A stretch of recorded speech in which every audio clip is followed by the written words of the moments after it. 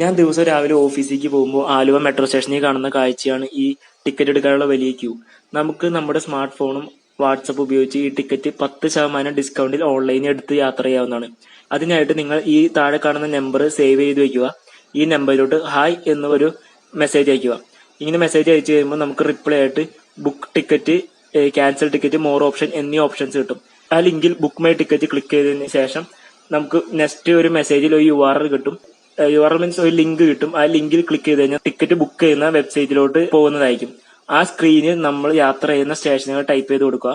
ഞാനിപ്പോൾ പോകുന്നത് ആലുവ സ്റ്റേഷനിൽ നിന്ന് കടവന്തരയ്ക്കാണ്. അപ്പോൾ ഞാൻ ആലുവയും കടവന്തരയും സെലക്ട് ചെയ്ത് കൊടുത്തു. അതിനുശേഷം ഗെറ്റ് ഫെയർ എന്ന ഓപ്ഷൻ കൊടുക്കുക. ഈ ഗെറ്റ് ഫെയറിൽ കൊടുത്തു കഴിയുമ്പോൾ ചെയ്യേണ്ട പേയ്മെന്റ് കാണിക്കും. എനിക്കിപ്പോൾ 54 രൂപയാണ് വന്നത്. നമ്മൾ കൗണ്ടറിൽ പോയി ആ ക്യൂ നിന്ന് ടിക്കറ്റ് എടുക്കുമ്പോൾ നമുക്ക് 60 രൂപ ടിക്കറ്റും ചെലവും. ഇവിടെ നമുക്ക് 54 രൂപയെ ആയിട്ടുള്ളൂ. അതിനുശേഷം നെക്സ്റ്റ് അടിച്ചു കഴിയുമ്പോൾ UPI പേയ്മെന്റ് ഓപ്ഷനിലേക്ക് എത്തും.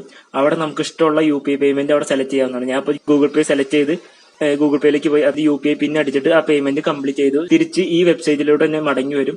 ഇവിടെ എന്റെ പേയ്മെന്റ് സക്സസ്ഫുൾ എന്ന് കാണിക്കും. പേയ്മെന്റ് സക്സസ്ഫുൾ ആയി കഴിഞ്ഞാൽ ഉടനെ തന്നെ നിങ്ങൾക്ക് നിങ്ങളുടെ വാട്സപ്പ് നമ്പറിൽ റിപ്ലൈ ആയിട്ട് ആ ടിക്കറ്റ് കിട്ടുന്നതായിരിക്കും.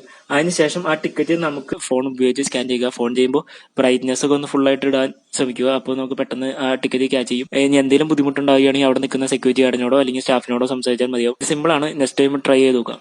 Okay, thank you.